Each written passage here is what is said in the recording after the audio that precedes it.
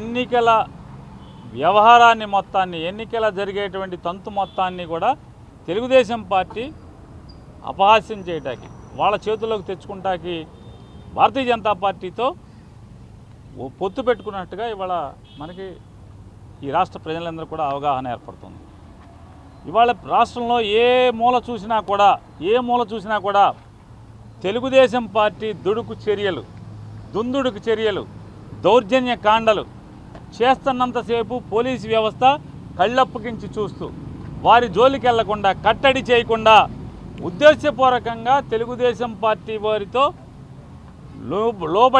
లొంగిపోయి ఎక్కడన్నా వైసీపీ వాళ్ళు తెలుగుదేశం చేసినటువంటి దాడులకి తిరుగుదాడి చేస్తుంటే, లేకపోతే ఆత్మరక్షణ కోసం వాళ్ళని కాపాడుకునే ప్రయత్నంలో తిరగబడుతుంటే మొత్తం వైసీపీ వాళ్ళందరి మీద కూడా తప్పుడు కేసులు కడతాం. చేతులతో టీడీపీ వాళ్ళు కొర్రలతో కొట్టినా కూడా కేసులు లేవు.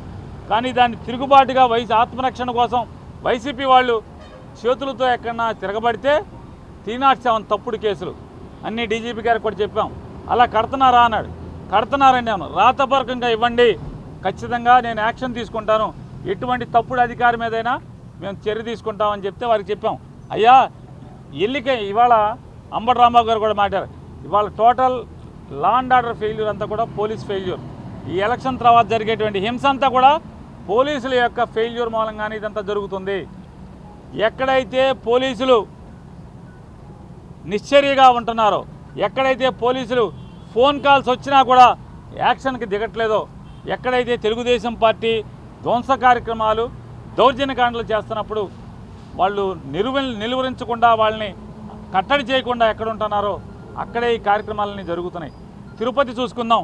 తిరుపతిలో వైఎస్ఆర్ కాంగ్రెస్ పార్టీ నాయకుడు పోలింగ్ స్ట్రాంగ్ రూమ్ దగ్గరికి వెళ్తే అతని కారు మీద దాడి చేసి ధ్వంసం చేస్తే పోలీస్ యాక్షన్ లేదు. కనీసం ఆపిన పోలీసు లేడు.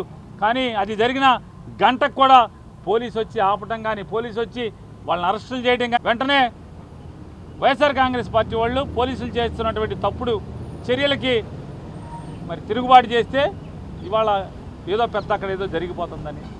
పల్నాడులో వినుకొండ నియోజకవర్గంలో చూసుకున్నా, లేదా సత్తెనపల్లి నియోజకవర్గంలో చూసుకున్నా, నరసరావుపేటలో చూసుకున్నా, మాచర్లలో చూసుకున్నా, ఎక్కడ చూసుకున్నా కూడా తెలుగుదేశం పార్టీ ధ్వంసకాండకి తెరలేపితే అక్కడ పోలీసులు ఎక్కడా కూడా కనీసం పట్టించుకోని పరిస్థితి.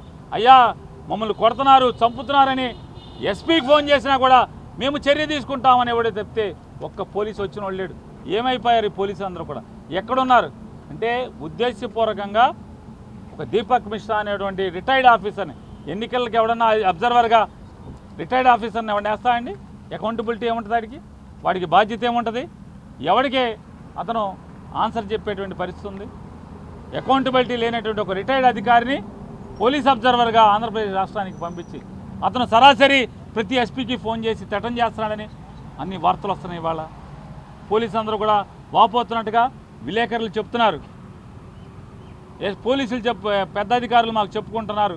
ఏం చేస్తామండి, ఢిల్లీ నుంచి ఒక రిటైర్డ్ ఐపీఎస్ ఆఫీసర్ అబ్జర్వర్గా వచ్చాడు, అతను డైరెక్ట్గా ఫోన్ చేసి థ్రెటన్ చేస్తున్నాడు, నేను సస్పెండ్ చేస్తాను, ఎలక్షన్ కమిషన్కి నీ గురించి రాస్తాను, ఢిల్లీకి రాస్తాను అని చెప్పి థ్రెటన్ చేస్తున్నాడు సార్. ఏకపక్షంగా తెలుగుదేశం పార్టీకి, భారతీయ జనతా పార్టీకి లొంగిపోమ్మని చెప్పని థ్రెటన్ చేస్తున్నాడని చెప్పిన వార్తలు వస్తున్నాయి. మరి ఇంకా పోలింగ్ అయిపోయాక కూడా ఈ అబ్జర్వర్ ఇక్కడ అవసరమా అని అడుగుతున్నాను. ఇన్ని గొడవలకు కారణమైనటువంటి ఈ అబ్జర్వర్ ఇక్కడ ఉంచాలా? ఇంకా రిటైర్ అయినటువంటి కావాలా? ఒక్క ఉద్యోగంలో ఉన్నటువంటి ఒక్క ఐపీఎస్ ఆఫీసర్ లేడా? కేంద్ర ప్రభుత్వానికి కానీ, కేంద్ర ఎన్నికల సంఘానికి కానీ ఒక్కడు కూడా ఉద్యోగం చేసేటువంటి సర్వీస్లో ఉన్న ఒక్క ఆఫీసర్ కూడా లేడు. ఇవాళ కృష్ణా జిల్లా చూసుకోండి, చేతులతో టీడీపీ వాళ్ళు వచ్చి వైసీపీ వాళ్ళని కొట్టి వైసీపీ వాళ్ళు తిరగబడుతుంటే చేతులతో కొట్టుకున్న కేసులకి 307లో టీడీపీ వాడు కంప్లైంట్ ఇస్తే చాలు పోలీసులు చెప్తున్నారు. ఉదాహరణకి బందర్ తీసుకుందాం, ఉదాహరణకి పెనమలూరు తీసుకుందాం. మా డిఎస్పీ ఊరుకోవట్లేదండి, టీడీపీ వాళ్ళ మీద కేసు కట్టపోయినా పర్లేదు, ముందు వైసీపీ వాళ్ళని అరెస్ట్ చేయండి, 307 కట్టండి అని మా మీద ఒత్తిడి చేస్తున్నాడండి అని సిఐలు చెప్తున్నారు. నాకు చెప్పట్లా, మా కార్పొరేటర్ వెళ్తే చెప్తున్నారు, అందరికీ చెప్తున్నారు. మేమేం చేయమయ్యా, మా పైనుంచి ఒత్తిడి ఆగట్లేదు, పైనుంచి మా డిఎస్పీ ఊరుకోవట్లేదు, మా ఎస్పీ ఊరుకోవట్లేదు. టీడీపీ వాళ్ళు ఏం చేసినా మాట్లాడబాకండి, వైసీపీ వాళ్ళు అయితే కేసు కట్టేయండి వెంటనే. సింపుల్గా చేతులతో ఇద్దరు కొట్టుకుంటే కొడతాకి మీరు నన్ను కొడతాకు వచ్చారు, నేను తిరుగుబాటు చేస్తానా చేయనా? కొడతంటే ఊరుకుంటానా? పారిపోతానా? తిరుగుబాటు చేస్తే అంటే తిరగబడితే తిరినాటి శవంలు, తప్పుడు కేసులు కడుతున్నారు, దొంగ కేసులు కడుతున్నారు, ఏకపక్షంగా వ్యవహరిస్తున్నారు. ఇవాళ మాచర్లు తీసుకోండి, లేదా ఈ గురజాలు ఈ ప్రాంతంలో అంతా కూడా ఎక్కడెక్కడైతే పోలీసు అధికారుల మీద పురంధేశ్వరి కంప్లైంట్ పెట్టిందో ఆ మార్చిన చోటే హింస జరుగుతుంది ఇవాళ. మరి మారిస్తే బాగా జరగాలి కదా, పాత ఎస్పీలు ఉన్న చోట బాగా జరగాలి కదా, మరి తీసేసిన చోట మరి అక్కడ బాగున్నాయి, పాత ఎస్పీలు ఉన్న చోటేమో లా అండ్ ఆర్డర్ ఎంతో కొంత కంట్రోల్లో ఉండటమేంటి, మార్చిన చోట ఇంత హింస ప్రజలు పెట్టమేంటి, ఇంత దుర్మార్గంగా సినిమాల్లో చూపించినట్టు మనకు కనపడతామేంటి? ఎందుకు టీడీపీ వాళ్ళని ఏం కట్టడి చేయట్లేదు? వైసీపీ వాళ్ళ మీద తప్పుడు కేసులు కడుతున్నారు, ఇవాళ తప్పుడు అరెస్టులు చేస్తున్నారు. ఇవన్నీ చెప్పాం. ఆయన కేసు బాయ్ కేసు ఇవ్వమని చెప్పారు.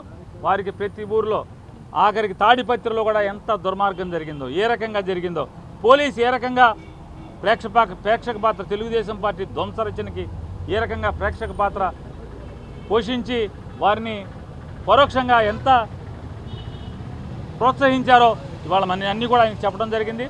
ప్రతి ఊరి గురించి కూడా ఆయనకు రికమెండేషన్ ఇచ్చాం. కేసు వారీగా అన్నిటి మీద ఆయన తప్పకుండా నేను విచారణ చేస్తాను, అందరి మీద ఎవడెవడున్నాడో ఆ తప్పుడు అధికారిని అందరి మీద సస్పెండ్ చేస్తానని కూడా డీజీపీ గారు మాట చెప్పారు. 100% తెలుగుదేశం పార్టీ, భారతీయ జనతా పార్టీ రెండూ కలిసి ఎన్నికల కమిషన్ని లోపరుచుకుని తద్వారా ఇక్కడ ధ్వంసరచనకి, హింసరచనకి పాల్పడుతున్నది తెలుగుదేశం పార్టీ, భారతీయ జనతా పార్టీ.